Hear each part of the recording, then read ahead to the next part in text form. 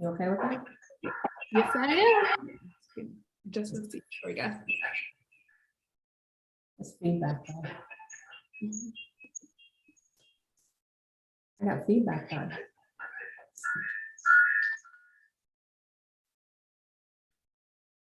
Okay. Hello, hello.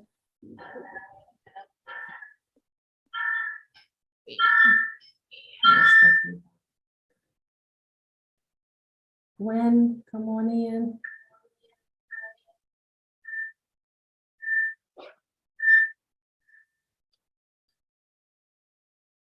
I don't know if I'm gonna be able to do that because it's too much feedback. Is that better? Hello, hello. Yes, better? Yes. Yes. Okay, Yes. thanks the Lord. Okay. Gotta make it work. Okay. All right, everybody is here at the party. Good evening, everyone. It is that time of the week that we get to share a lot of great information. And today's topic is really geared towards those that are in the real estate community. All right, those that are in the real estate community, you understand that this time is crucial to get new business. All right, it's great with nurturing business that we've had in the past. This is the time to really start talking to past clients, but it's also the time to start thinking, all right, I need business for next week. I need business for next month and next quarter coming up. So I wanted to make sure that I was giving value. I wanted to make sure I was giving you value from a real estate point of view. As I've worked in real estate for 22 years, I do not know it all. I can't even say that I know it all, but I promise you, I want to make sure that I'm bringing you the pieces of the puzzle that I may not know. So if that's okay, I really wanted to make sure tonight's topic was about how to get more listings, ladies and gentlemen, no matter where you are in the United States with less clients. So it's super important to make sure that you know you've got to have pen and paper. You've got to be able to implement something that's going to take you away from this webinar today and think, you know what, that's the one thing I needed. That's the one thing I needed in my business to make things grow. So I have a special guest. Her name is Kelli Meade. We are in a mastermind together. And as soon as I connect with certain people, I already know I'm going to see you later. And so she was one of those I'm going to see you later individuals. So I wanted to bring up Miss Kelli Meade. She is an associate broker, and she's going to lead that conversation tonight as we talk together about how to get more leads, how to get more listings with less clients. So Kelli, are you ready? I'm ready. You ready, girl? I'm excited as well. Okay, well, it's time to dive right into it. So I just want the people really just to get a little bit of information about you first. So share a little bit about who you are. Yeah, so I'm so glad. I'm so happy to be on this platform. Honestly, I never thought I would be speaking and helping and teaching realtors about how to get more business because and Lorie, we've talked about this. My journey was so different. Becoming a realtor, I didn't want to be a realtor because I was an investor first, and I thought there was going to be way too many gray areas where it will hinder me from like making decisions on my investments and helping other investors where I was licensed. But once I got into an understanding contract law and understanding what it really was to be a realtor, I was so glad that I armed myself with everything I needed to know about real estate, both in the license and in the investing, because when it comes down to it, like I just love real estate and everything about it. But my journey to becoming a realtor, I started investing in real estate in 2009 when it was the recession. Nice time. And actually, you know what, had I been a little bit more wiser, I would just say I was just getting out of college, so I wasn't at the wisest that I could have been. Had I been a little bit more wiser, you gotta remember YouTube was just getting started.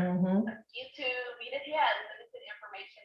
They actually still printed stuff in books back then. Yeah.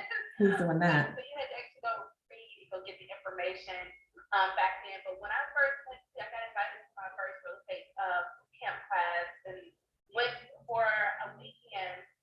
And I just remember thinking like, this is what my retirement plan will be. Right. Is real estate. I know that I'm going to acquire property, hold property, sell property, flip property, and that is how I'm going to generate wealth for my family. And so it was tough, though. I would say, like, listening to a lot of people, because back then, you know, and that while that market is different from this market, I want to get into that later, but that market not only had the real estate market bottomed out. So this market, really, the real estate market hasn't bottomed out, but back then it was because of the real estate and because of the type of loans, subprime loans that were issued. So you had low values on property, right, that were pennies on the dollar for what people owed on them. So all the values, everybody was underwater in equity, and then you had people that also had lost more than half of their wealth in a nest egg in the market. Right. And so you are talking with people that were truly under distress. Like, they did not know what to do next because they were starting to live in their golden years. And here I am, you know, straight out of college, and I was like, oh, they told me if I go put out landing signs everywhere, I would make $1 million. You thought you found it, right? Like, I'm rich now. Easy. Let me start. Hand me the marker. Where's my marker? And so that's what we started doing. I started working with a lot of people that had short sales, and that process was a long process. I met up with a lot of REO agents, and that was kind of the reason why at first I didn't want to be an agent, because all I think we doing was like pushing a lot of paper. It really wasn't about a lot of the real estate. I was like, I wanted to be about the real estate. I didn't want to do a lot of things that were, you know, basically having to negotiate and pass over conversations and from what the seller can do, what the bank do, and how we can come to agreement. But that's how I got started. I started wholesaling, and then I got that, you know, that call that probably a lot of young people get where their parents are still kind of taking care of them. What was that call? Because I'm still young, so I'm trying to figure out what that call was. Maybe I got it. I don't know if I got that call yet. It was you're either going to get a stable job. That call. You're going to go back to school. You're going to go back to the military, or you're going to come back home and live with us.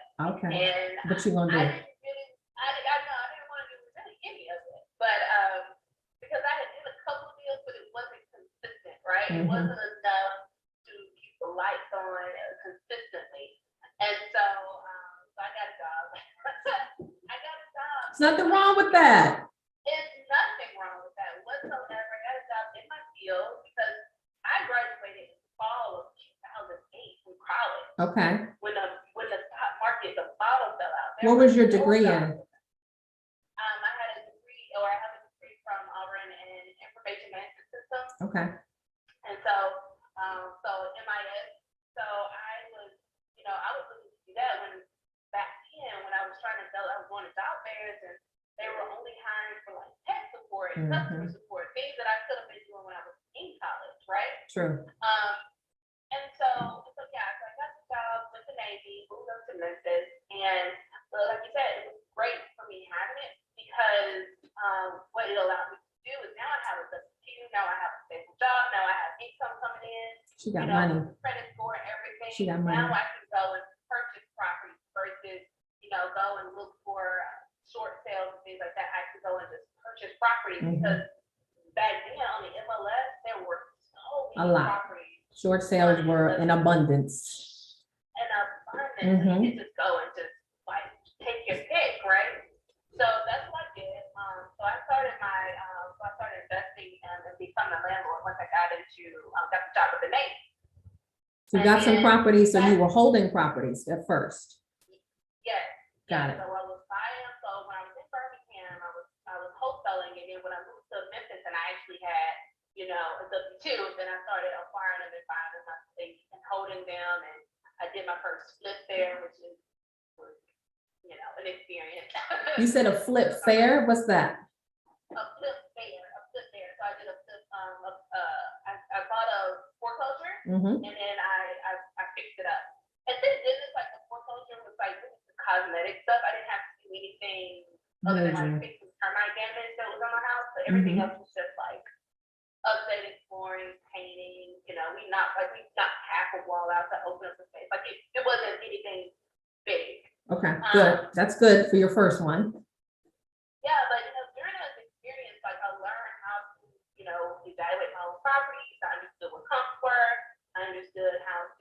what a good deal looks like. Mhm. I understood what repair costs and how to budget for repair costs. So those were really great experiences. And I got kind of over the years, I kind of got busy with job, and I didn't do real estate as much. I kind of lost sight of how it even got to that Are you point. saying the job distracted you? Right. Well, a little bit. Sometimes, sometimes the check will do that. But We'll do that. so you started out in, because ladies and gentlemen, I just want you to know, she's not in the Maryland, DC area. You're in Alabama. I am, yes, I'm in Yeah. Alabama. So this conversation doesn't matter what state that you're in, just kind of follow the journey of, you didn't even go to school for anything related to real estate, but what was it? My question, what was it about real estate that you went in that direction after school? Because even though I didn't go to school, I know I spent probably close to 6 years in my education in real estate from 2009 to this day, and I will Right. continue to spend on my education. Because if I was trying to pick up one thing that could help me, Mhm. then it's worth it. But I think when I got there, when I going back to that boot camp, but it really kind of started with the boot camp. It was a Robert Kiyosaki Rich Dad Poor Dad. A lot of people, that's how their journey started. But going through that experience, and that was the very first time I ever heard about the terminology real estate investing. Right. I was like, I didn't even know what that was. Mhm. My parents never owned property other than their house. They didn't have any rental properties or anything like that. So I never was taught that. You never saw that Or side. had an opportunity to see that. Although my grandmother, when I look back now, my grandmother actually owned several properties. Mhm. But it just wasn't anything that was like celebrated enough in the family.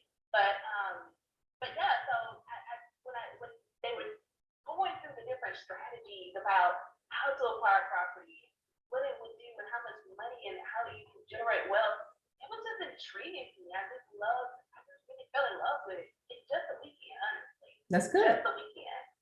I knew that I needed to be involved in real estate. And you jumped Yeah, into it. And you jumped into it. Your first property, you owned a property. Was it a 4-unit, single family? What was it that your first? It was just a typical 3-bedroom, Mhm. 2-bath in a C5 area. Yeah. And for some people may know what that, but like it was in an area where it was guaranteed income, fenced-in backyard. Like you could literally be quintessential of what your first property get into it should look like. So they were good. They were good tenants. Yes, they paid. Yeah. Okay. Oh yeah. All right. Signed 2-year leases like that. That's what we like. Yes. Cool. So from there, so from that one property, what did you start doing after that? So like I said, I was working and I'm still working, and I was over the next few years, I really like it was really that fix and flip. I think I lost a lot of my enthusiasm because it was just a lot to deal with contractors. They put con in the middle for a reason, in the beginning for a reason. Yes, it's going to happen. Yeah, I think I lost a little bit of my win after that deal, even though I still profited really well. And it was, because I bought in a market where it's too hard to not. I think it took a lot of wind out of me, and I started just focusing on the career path as far as working with the Navy. And it wasn't until I came up with another product. It was a wearable tech product, and I said, you know what, I can't. I don't want to be in a cubicle forever. Like this is not me. I'm just gonna bet on myself, and I quit my job, and I started that company. And I'll tell you, Good when stuff. we talk about funding and why you should wait. I did it off of impulse. Well, it wasn't impulse. I thought about it for months, but I didn't think through it clear. I was like, well, I have rental properties. I can leverage money on that. I have some money in the 401k, because I was the type of person that I just like. Oh, you didn't have any liquid money is what you're trying to say. You didn't have any liquid cash, but you had them in the house. Yes, and the 401k plans. Yes, I had a lot of equity in my house. I had, some in my 401k. Absolutely. Because of my liquid money, honey, between me, I was 20 something years old, so I was That's fast. That's gone. You know, we spent that at church, you know, doing the right thing, you know, tithing it. But then let's fast forward to now, as far as you've got, how many properties do you have now? So I downsized a lot now. We have 2 properties. Got it. But I'm looking to grow my portfolio for sure. Okay, so let's talk about the investors that you work with now, because I know we've got a couple of more investors that have, some realtors that did just join in, and definitely for the replay, for those that's going to be listening, what is that niche that they could start looking into, or what did you really fall into that was like, hey, no matter what, this can make more business? Yeah, so this is when I realized that there was a gap in the learning for real estate agents. So I fast forward to 2017, I just moved back to Alabama, and I'm back into real estate now. And I'm teaching people how to invest in real estate with free classes on Mondays. And through that process of just networking, linked up with the builder, had a community that was going to be for sale, and it was going to be a build out over a few phases of over 400 properties. Wow. Or lots for sale. And but I need to get my real estate license in order to do it. And so that was one area that I had never been exposed to new construction. I was Right. like, that sounds very exciting. I know about all these other strategies. I want to learn this piece of the puzzle. I want to understand how it all starts with real estate. And so I started doing that my very first year of selling new construction. I sold 74 homes. And then once they saw that I had a system going, right? They liked you. Yeah. And so then we went over and we did, I became director of sales and then VP of sales. And my team, us as a team together, we generated over 200 properties. It's still properties that I sold Got it. in 2021 that I still get paid on because it took forever to build To them. build them. Okay. So you were working directly with the builder or independent?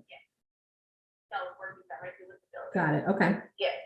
So the builder was my client. Got it. And so that's when I realized that, like, this is what, as a realtor, even if you're not working with a builder that can build that many houses, finding those niches, and because I never, again, you remember, I didn't want to be a real estate agent for the reasons of what you may see on like HGTV or A&E. Well, HGTV looks amazing, but you don't want to be the real realtor. I don't know. I don't want to that wasn't why I got into real estate. Right. I didn't get into real estate to show homes. I got into real estate to invest in property. Yeah. And then I didn't take what I know and help other people invest in properties. And when I realized that I could use that knowledge of what I've learned and help other investors as a licensed agent to do it and scale their businesses, Okay. then it made more sense. So I started working with serial entrepreneurs that are investing and flipping multiple homes and building multiple homes. And I realized that it's key to, you can have relationships with 10 of those type of investors or businesses that their sole business is to do real estate. And they're doing it maybe on a smaller scale, 10 to 15 houses a year, but you only need about 10 of those clients, and they're usually building a house every year. Okay, so let me get something straight. So are you saying that you worked not as an employee of the builder? No. You were working as an agent to help connect an investor with a brand new home that was being built? So some of that. So my client wasn't the builder. Whoever our buyers were, we had retail buyers, we had investors. Like I throw a terminology like build to rent was really big. Yeah. Still getting bigger. So you have a lot of investors. So we worked with a lot of investors, and we sold whole communities out with the hedge funds and other communities. But yeah, like I worked directly. I was the agent for the builder that facilitated in all of his sales, all of his contracts came through me before they got executed. So we worked that, and I learned so much about, just the acquisition of land. Yes, right? that's different. And then taking it and then, but the process, like what I like about you is how the marketing is so important because Mhm. the reason why I call myself the queen of selling dirt is because my team and that was my key of how I sold 74 homes is because most of those homes were dirt. Yep, But I got really great at marketing and showing them the vision. right. That's what they gotta see. And so now they can emotionally connect to what their vision of their brand new Mhm. construction home will look like. And where area was this? Was in Alabama? This is an outcome. That's a huge community, 400 houses. Oh, yeah. Oh, we had, well, it's over phase. Okay, but that's still a lot. Yeah. But yeah, like we, and that's the beauty of like what I like about new construction is because although people don't shy away from it because I think you have to wait for the house built to get paid, but once you Right. turn that faucet on, Mhm. it won't turn off quick. Like you Right. don't have to worry about 30 days out. You usually could have closing out for 9, 10, 12 months. Exactly.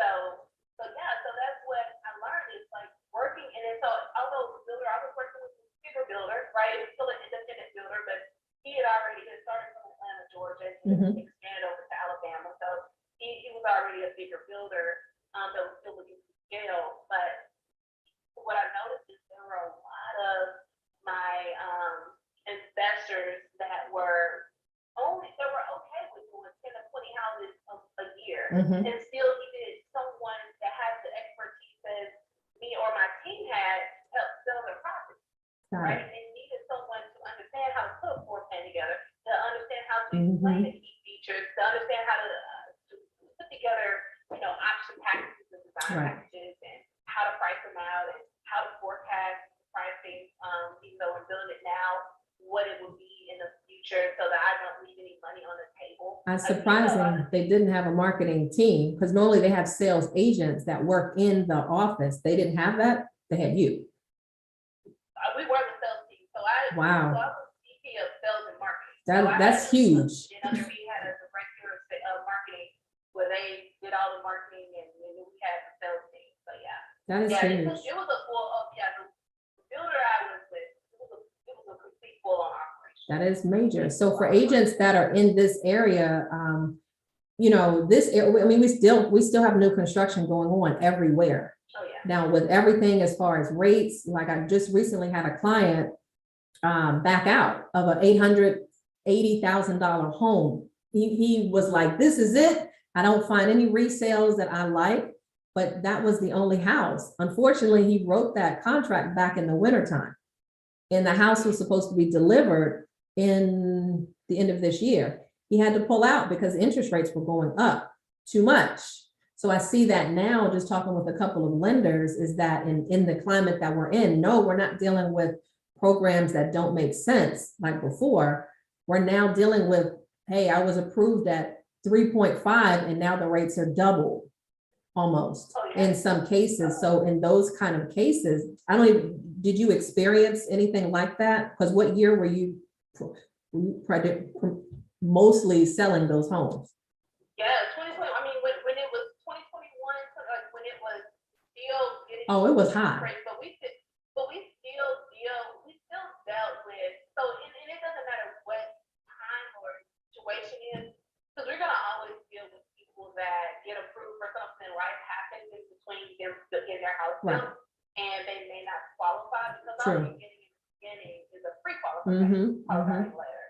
And there's usually incentives, and it's always to the discretion of the buyer. But a lot of those times, you usually just have to come, like in these times, if that is happening, they usually have to come to the table with more cash. Exactly, more of a deposit. Yeah, more cash, or like I said, back out. But I think that as the market, because it's an interesting time right now, because we're still in a housing deficit. However, there are a lot less buyers on the market right now. But that is not because they don't need housing, because they can't afford it. So exactly. if housing was a solution, the market would still, you will notice the market still has buyers.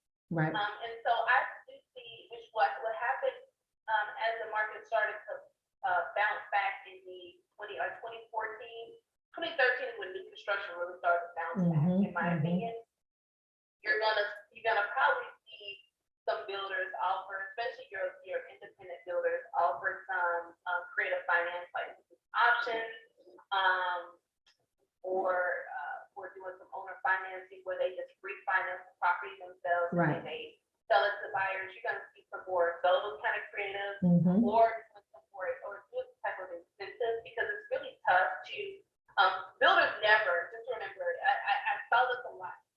People always want to come in and ask for a reduction in price. They kill the builder's business. So a wise builder would never want to reduce the price of their home. Right, just Because thinking about killing benefits. every pump that's going to be filled. Right, Kill their business. They'll go bankrupt if they do that. Right. They'll rather give you a free refrigerator or Right. a free blind Mhm. before they reduce the price of the house. Gotcha. Or they'll rather work on like we had a program at one point where we'll pay your first three mortgage payments Mhm. on a program that we worked with one of our preferred lenders. There's a lot of different ways you can structure deals. There's a lot of creativity. So even with that, right now, because the most of your business, when you were working with builders, that was 2020 and 2021, right? 2019 and 20, yeah. Got it. So the market was still rough in a good way because houses were just, you didn't have that much inventory. So that part's not a problem. I guess the question would be for some of the realtors that are out here, they're like, well, how can I get into the business like Kelli did? What's a suggestion for them to get close? Because many of the bigger builders in our area, they already have a team. You know, they already have a sales team already. So what would you suggest if someone said that's a good idea? Some people think that. Most of them don't, honestly. I mean, I hear that a lot. The bigger ones do, but when you're looking at the newer ones or the ones that are smaller, Yeah, they usually don't. They hold their own license. They're trying to sell them themselves. that's true. But if you can't get to become a listing agent for a builder, right now, all builders need are some qualified buyers. Right. And that's really what all builders need, but especially now are needing qualified buyers. Mhm. And the qualified buyers now doesn't look like what it did 18 months ago. Nope.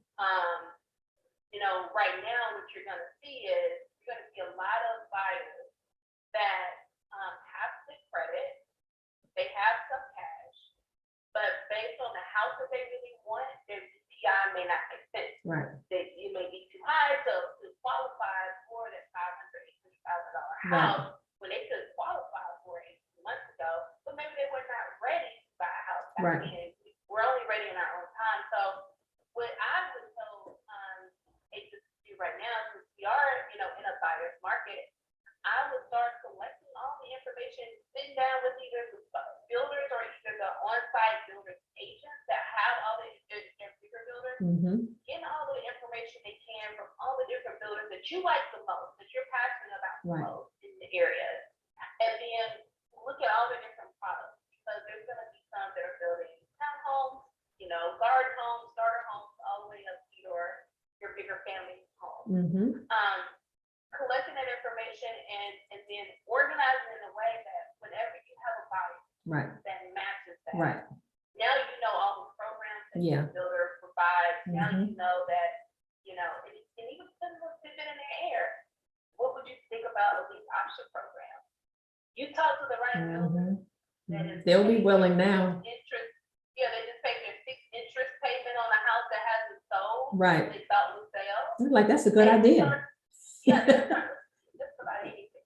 There were. I had an investor call me today and I picked up the phone. Like, it was one of those spam-like numbers. So I picked it up.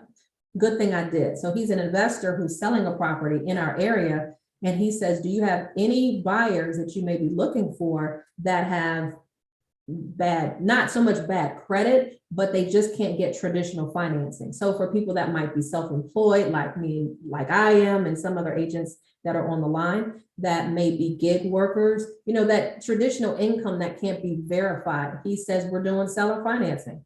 All they need to do is come up with 12% of the sales price, and that's it. The seller will analyze, look at the last 12 months bank statements and just figure out, do you qualify based on the deposits that are given? And that person will be a homeowner. So it's so many different techniques that are now coming out the way, because I'm just thinking, first of all, don't try to scam any of my buyers, that I got to make sure that that's a legit process. But you've got seller financing that I see now that's going to be a very prominent thing. So for realtors that are trying to figure out what could work, we've already talked about two things. Kelly dove into talk to the builder, get close to them, and at least find out what are their products. Like, be their girlfriend, be their man on the scene, and just say, look, I'm working predominantly in the Bowie, Maryland area, and I'm only working for Bowie residents that want new construction. The marketer in me is looking at, go create yourself a domain, get a website, and just say new homes in Bowie. That's probably taken, but just be creative. New homes in Bowie, let that be your website. And then just start putting pictures and videos of that community on that particular website. I'm sorry, guys, the marketing is just coming out. So I'm just trying to help you put it together, because you're like, I'm not trying to see, I can't see it. But once you are the person and you're always on the scene, you're always doing videos, you're always doing, pop-ups at the builder, then they trust you. Who would be that first point of contact when they say, I did have a client come in here and they do need to list their property. I do need your help. You would be that first person that they would talk to, because that you've been present.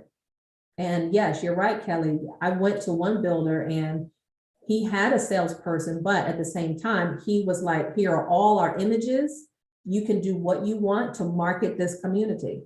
So whatever buyers that you bring will compensate you for that.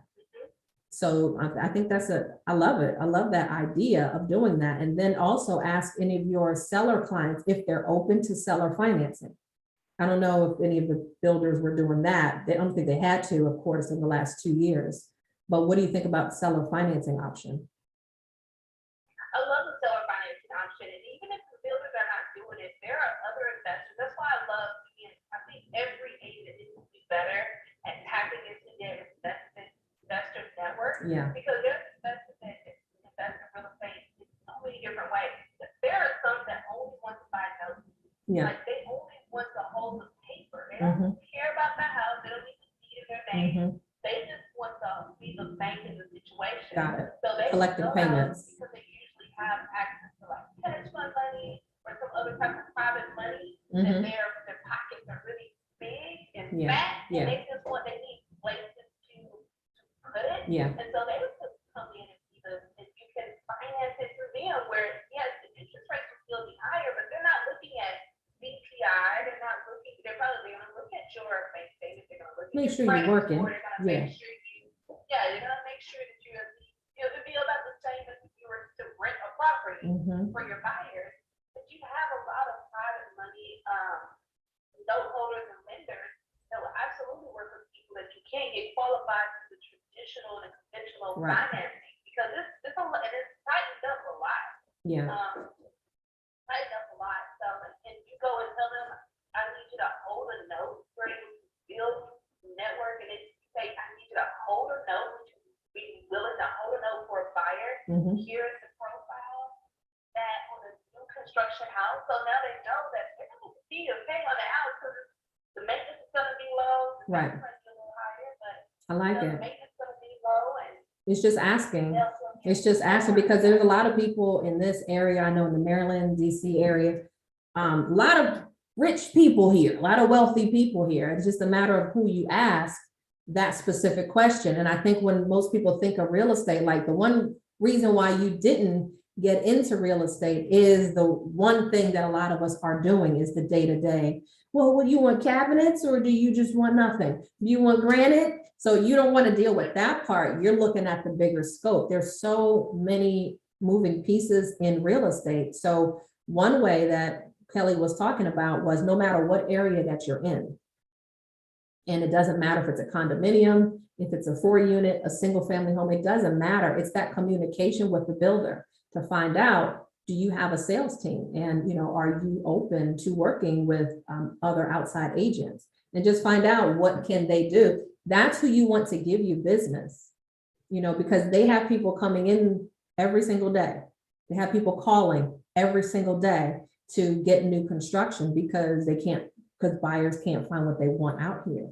So definitely, I would just say, definitely get in touch with them to have that conversations, meet with them in person, and come up there and give them value. It's not just a one-way thing. It's not like, well, what, how much is my commission? Well, what can I do to sell more houses for you here? If you approach it that way, where it's about, you're actually there to help them sell more houses, then they would be more inclined to say, I need to work with her. I need to work with him because he's not just here looking for what's my commission. Exactly. It's spotlight them. We all Always. are on social media.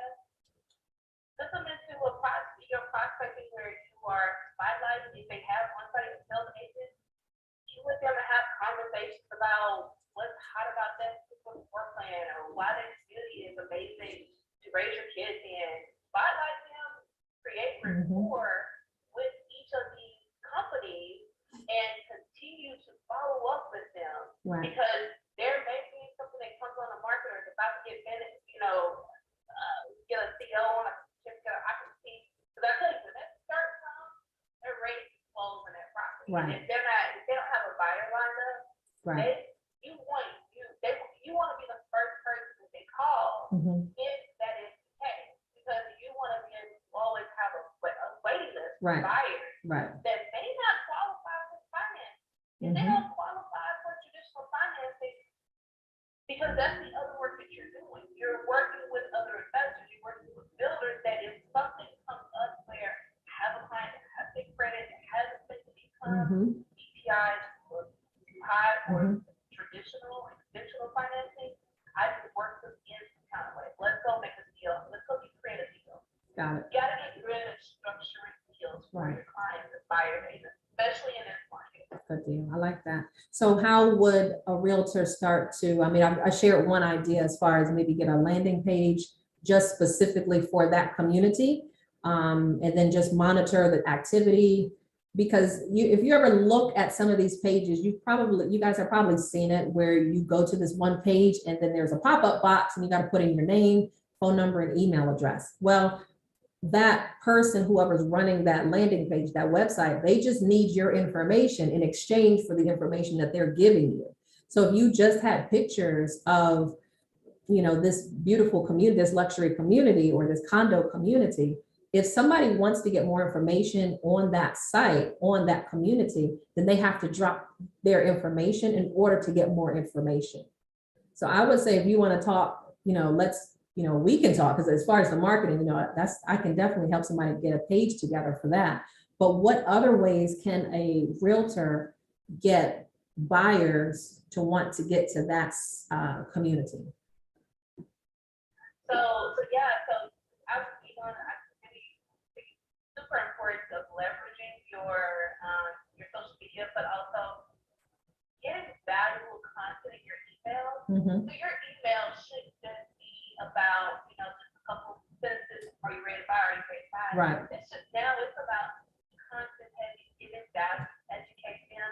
There's a lot of emails as well where, I'll send out emails that have a gift, so they know that they can click on it and watch a short little video about something. Yeah, so get really creative, but send them out every day. Create content, not just on social media, but in your email campaign. That's important. It helps them to click and it educates them, because a lot of them may not be reaching out to you as buyers, because they don't think they can afford it.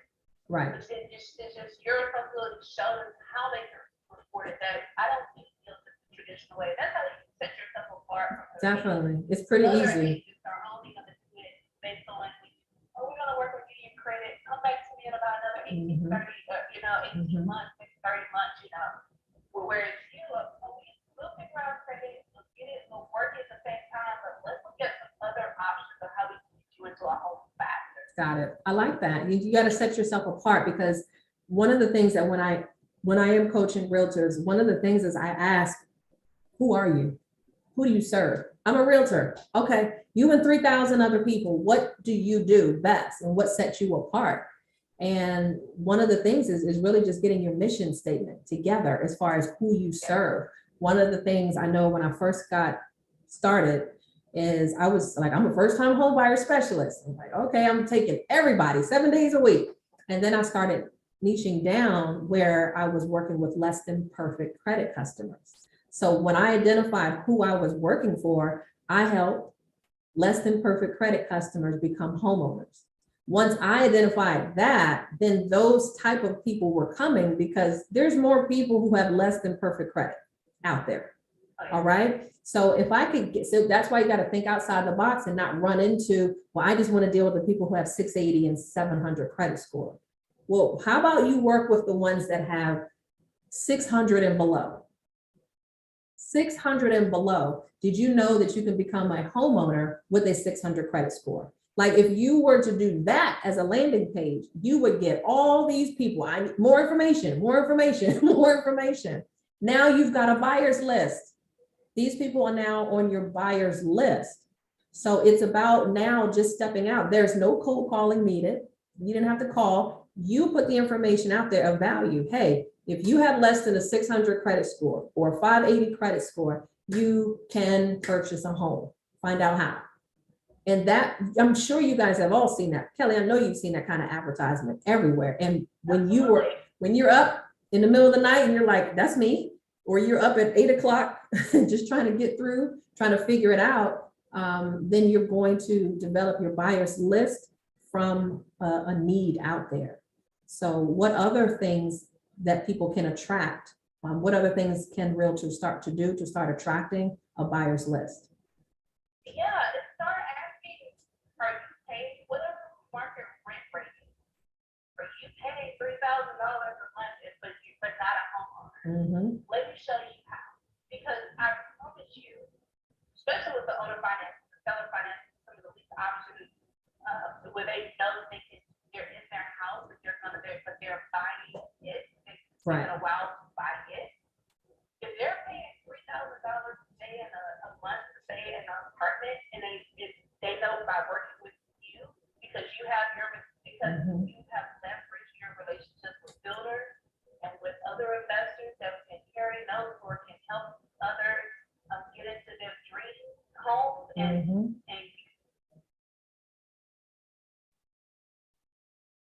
Wait, we lost you. Can't hear you. Can't hear you. Kelli, come on back. Can't hear you. Can't hear you. Somebody must be calling you. Nope. There you are. You you back? hear me now? Yeah, you back. Was somebody calling? Is that what happened? Yeah, no, Like, do you know I'm on the live right now?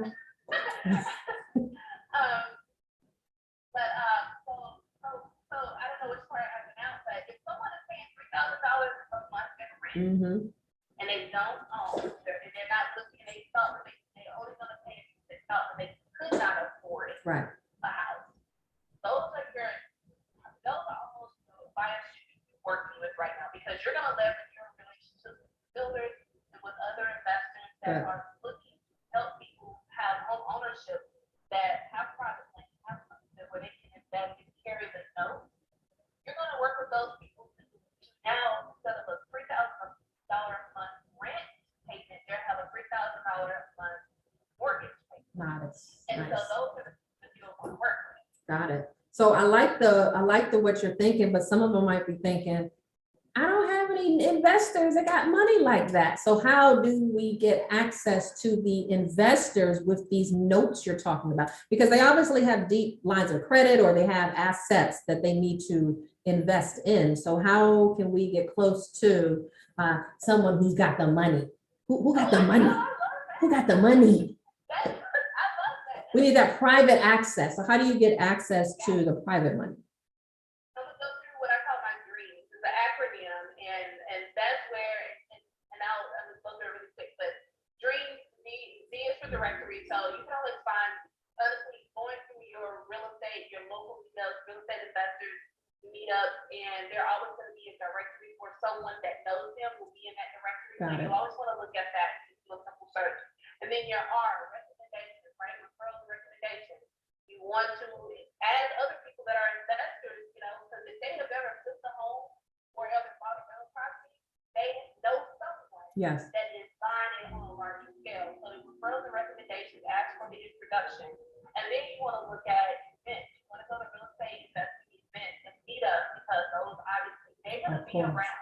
Right. They're always looking for ways and people that they can invest their money in. Exactly. And then you want to go into agents, obviously. A is for agents. Like I have a resource. I have a list of thousands of real estate investors from all over the U.S. I'm doing masterminds. So I have connections with people that I can just literally text them and say, this is what I need. Can you help? Got it. You know, so you want to get with other agents. And I just a pro tip, especially commercial agents that work with land, Mhm. because all of their buyers are always going to be in the business land, or are always going to be either developers or some type of investors that have money, have cash. Membership, become members of some of these associations. So go ahead and get membership in places that you know that's going to benefit you. Mhm. And then as suppliers, I always tell people, be where they have to be. So if you are working with these investors, be where the investors have to be. In order for them to continue to do what they do, they have to be in these events, in these meetups. They have to be at the closing attorney's office at some point. Like, That's be right. where they have to be. And that's how you can keep it with them. So connect with these suppliers and people that are working with these type of investors, or these builders, roofers, Mhm. framers, you know, Right. develop those relationships, listen into some type of referral program where you feel like, you know, This is getting just wanna say exciting. thank you. Yes, instead of a brownie, like it could be simple as like just a A brownie. regular brownie, you guys, just a regular brownie, not nothing. You know, Or maybe they like the special brownie. I don't know. something, just a little bit of something, just to say, hey, I was thinking of you. Got You know, and let me know if you know someone that's do X, Y, and Z, because I have X, Y, and Z that. So it's just asking Yeah. questions, because I know many of you already know real estate investors, but you just haven't, you're just thinking the transactional flip, you know, hey, I got this house, the ARV is this, and this is how much in repairs. But on a bigger level, what Kelly's talking about is get in touch with them and ask more questions. Who do you know that can, I guess, invest in notes? Okay, Yeah, so that's the whole, investing in those, but then who has access to private money? That's the biggest thing. right. Who has access to private And they're doing that for 30 years? For 30-year term? Well, sometimes. Yeah. Well, it's a lot of ways to do it, and I guess a whole other, but you can amortize it over 30 years. You can put balloons on it, 3-year balloons, you can put arms on it, or you can interest only, but a lot of the time, there's gonna be a balloon on it, or it's gonna be you know, right now you can't do rid of the 15 and 10 because the interest rates are so crazy, unless you have interest only, but it's usually amortized over 30, and they usually have a balloon on it, because they're banking on that person, either the interest rates go down, or if you have a credit issue, they're banking on the person to repair their credit. So it's just a temporary type situation until they get to the point where their tax returns look okay, where their credit was up to par to get what they needed. I like that. So yeah, we got to ask different questions, ladies and gentlemen. Who do you know? And a lot of times that investor that you get on the phone, that could be the one that is your go-to person, but their ego won't let you go but so far. So if you're presenting some information and say, hey, Alicia, I know that you've been selling some properties and reselling properties over in our area, but I'm looking to get some help. I'm wondering if you can help me out with someone. I'm looking for an investor that can invest in X, Y, and Z with this particular buyer up to a certain amount of money. And that investor may think, well, why didn't you ask me? Like, why are you? But that's how you have to talk to people. That's how you have to speak to a lot of influential people. You got to pass through them. Hey, I'm looking for someone that may be willing to invest. I know you do a lot of deals in Prince George's and Anne Arundel County, but I'm wondering if you know of anyone in your sphere that may be willing to invest in, I guess, what's the best thing to say? Yeah, and private then break investing. down the deal. Yep, private investing. So that's worked for me a lot of times when I'm working through conversations, because I don't want to just ask, hey, Alicia, would you be willing to do this? Because that just kind of puts a wall up sometimes when you're talking to individuals. But if you pass through them to try to get that information, hey, Alicia, I know you work in the community, you're highly respected. I want to find out if you know of any private investors that will be willing to help some first-time home buyers that I'm working with. How's that sound? Absolutely, yes. Y'all can do it. Y'all can do it. And then you can even start, you don't want to guarantee anything, but you can say, are there any investors that would get 12 to 15% return on their money over X amount of time? Right. Again, you don't want to really guarantee something, but you just want to put it out there and that's backed by real estate. That's cute. Exactly. And that's because it's not an unsecured loan. So they want to know, well, send me the details. So it would be best that you get with Kelli, at least to start figuring out, well, how do I even structure this deal? Because they're going to ask you. They're going to ask, put it together and send it to me. Put a proposal together and send it to me. So Kelli, maybe they can get in touch with you so that they can start working that type of deal. And how do you help realtors actually outside of your area really put this together so they can get help? Oh, yeah. I help realtors all the time. It's really, because real estate is real estate. That's what I love about real estate everywhere. But yeah, getting on the phone and having a consultation. And I really, like you said, understanding who they are as a realtor so that we can make a game plan and strategy out how we're going to go out and start to prospect the type of people that you need in your sphere, because you want to make sure that it aligns with what you want to do ultimately. Right. And then we go through the process of this is how we're going to package these types, because you have buyers. So this is how we're going to package your buyers so that when you go and have these conversations with investors or with builders, this is what you can say. I have this list that are people that are listening to X, Y, and Z. Right. How can I help you? And I promise you that there'll be a lot of They'll talk to you. and they're starting to think if they don't have anything, they're gonna start thinking. That's a great money maker for them. Because they know that you have the goal right here to figure out how to get to it. I like it. I love it. And the fact that you're not asking them, hey, I just need to borrow $250,000. I promise to pay it back. No, these are backed by real estate. So the investor, if for whatever reason that this investor doesn't get his monthly payment, then he's got the property. He will go through the channels, which he doesn't want to, but that's the channel of what a bank would do. You're just replacing a bank with a private investor. And they would be the private investor is the one collecting the money. And the homeowner still, of course, obtains homeownership, that the property is still deeded to that homeowner, but you just don't have to go through all the tape of traditional financing. And I think with the turn of how things are going, there will be more creative type financing deals like that available, because sellers just can't banks are not just going to sit back and just lose everybody, but at the same time, they're traditional banks too, but private investors, this is their time now. If you are connected to any investors, you want to make that call tonight or tomorrow to at least open that door, because this is their time.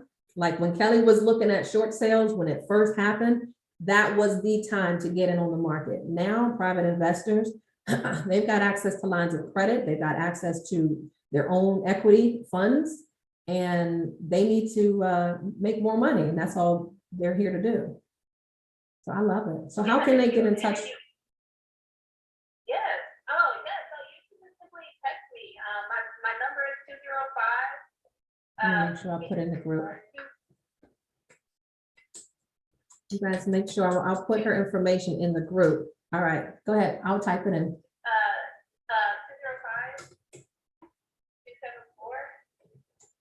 205-674-8774.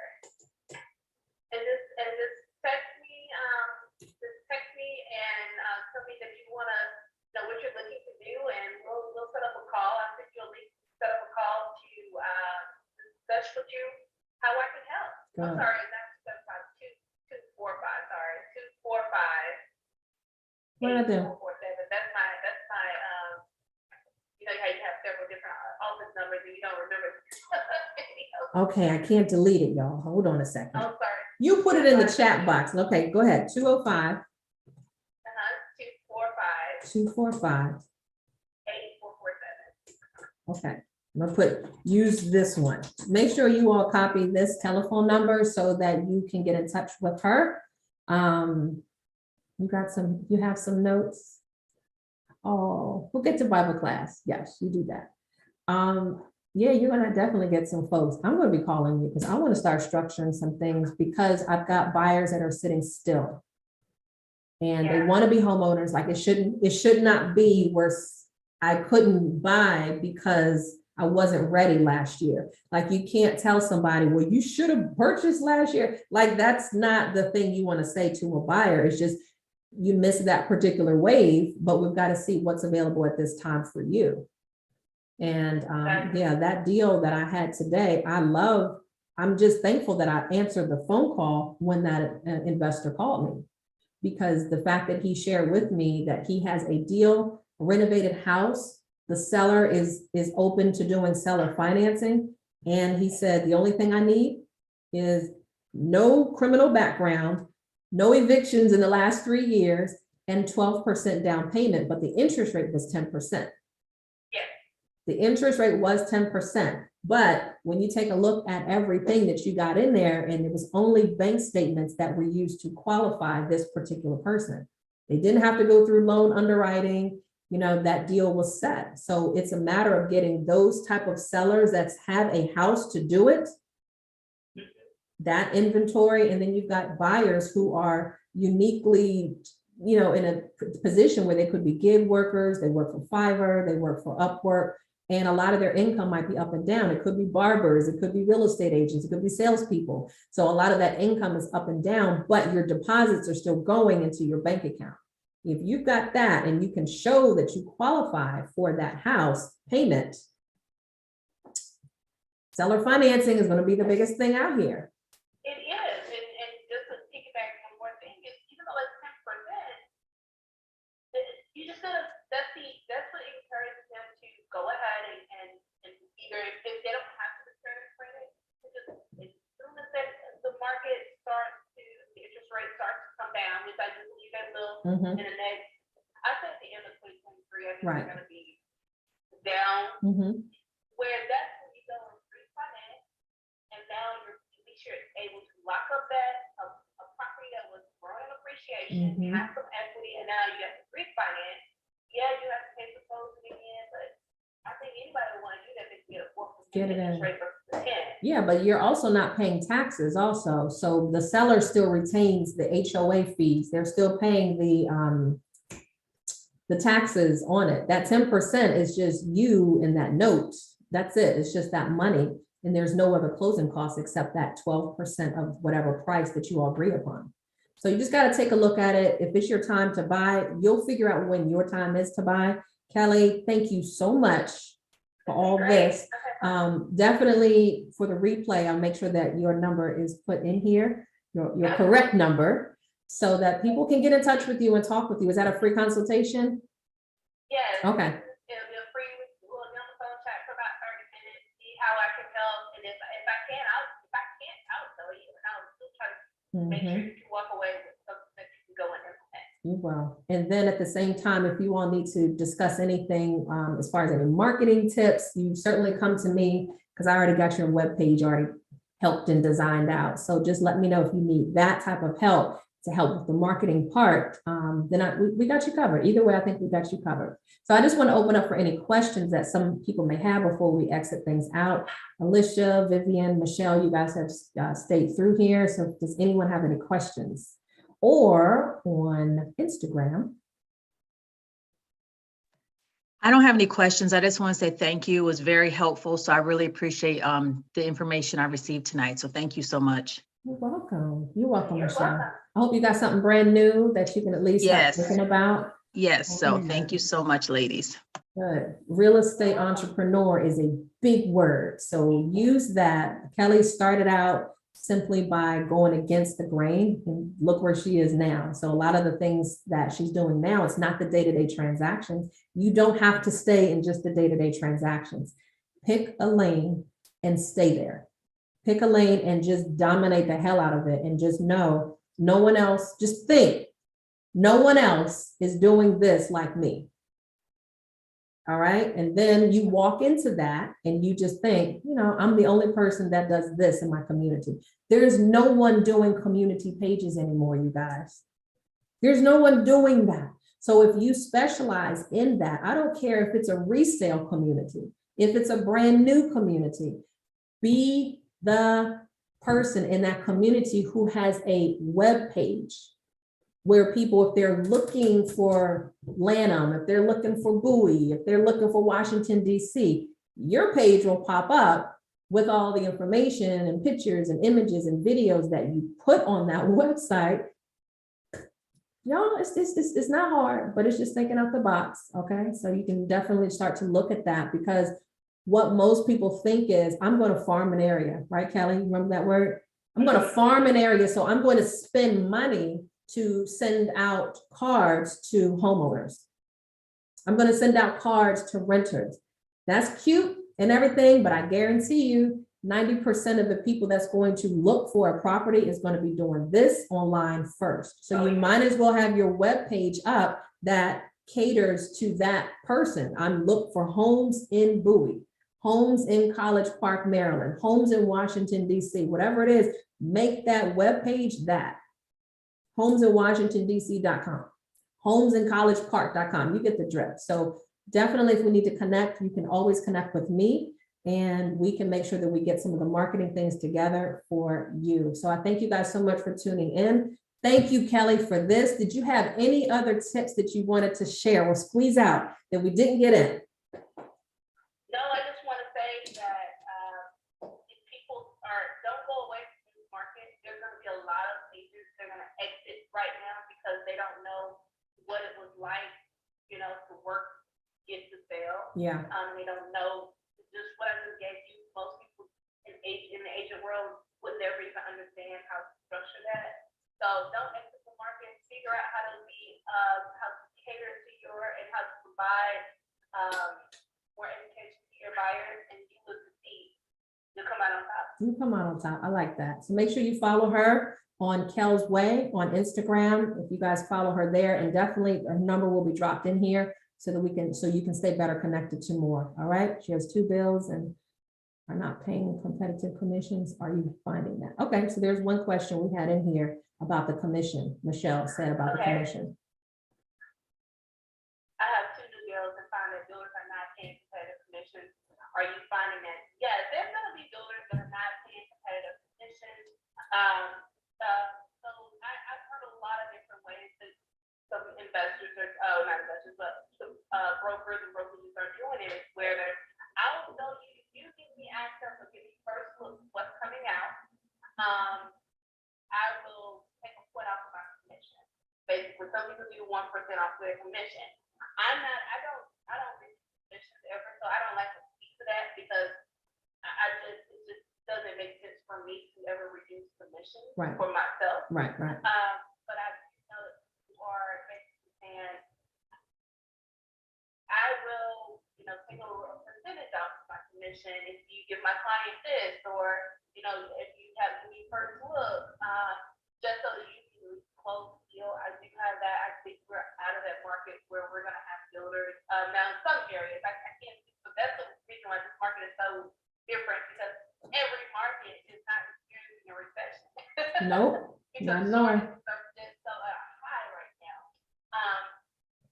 But that's when you really develop a relationship with that builder, even if it's a big builder, develop a relationship with the on-site agent, so that at least you can have first look and first deal. You can get private showing. There's such things like, hey, let me bring a couple of my buyers over a night when you have closed down the model house just for a private showing. I'll do a 1% reduce, but at least I can get in there and I can get my buyer to fall in love with you. Right.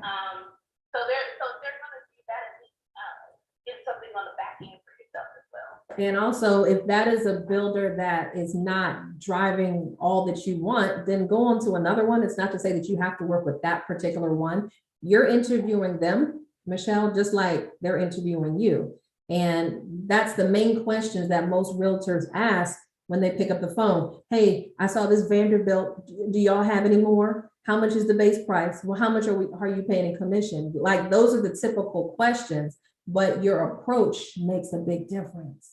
So if you're coming in there really from a business standpoint, yeah, you want to know what your commission is last, because you can always have that built in the price. You can always have your price built into the price if you have that relationship going on. So I don't want to get too deep with that because it depends who you represent. But at the same time, you got to have that conversation with a builder who respects your time and respects also as far as, hey, I'm not looking for 1%. But if I bring you X amount after the first or second deal, can we talk about this kind of structure?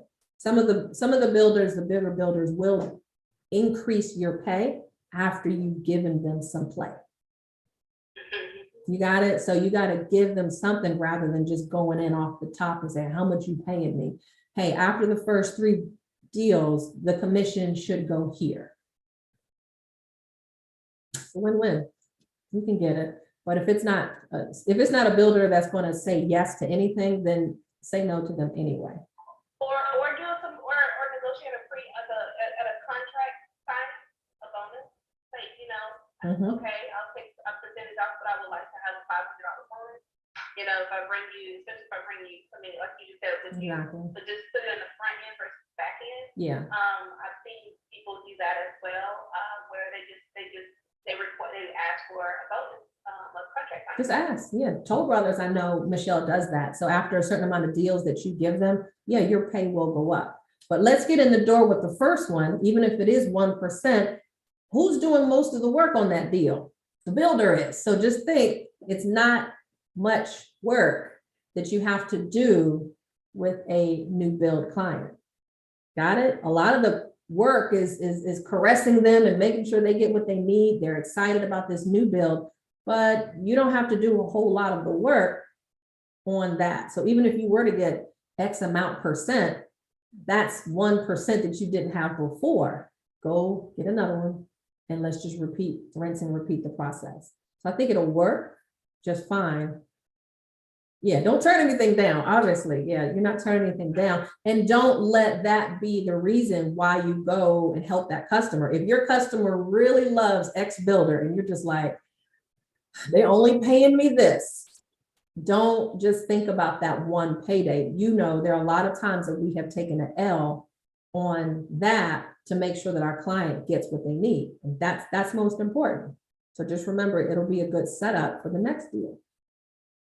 Right, the client wants the house, so gotta do what you got to do. You gotta do what you gotta do. We'll build that relationship, certainly. Get in touch with Ms. Kelli Meade to get things set up properly. And certainly you can touch base with me if you need any help with resources and marketing support.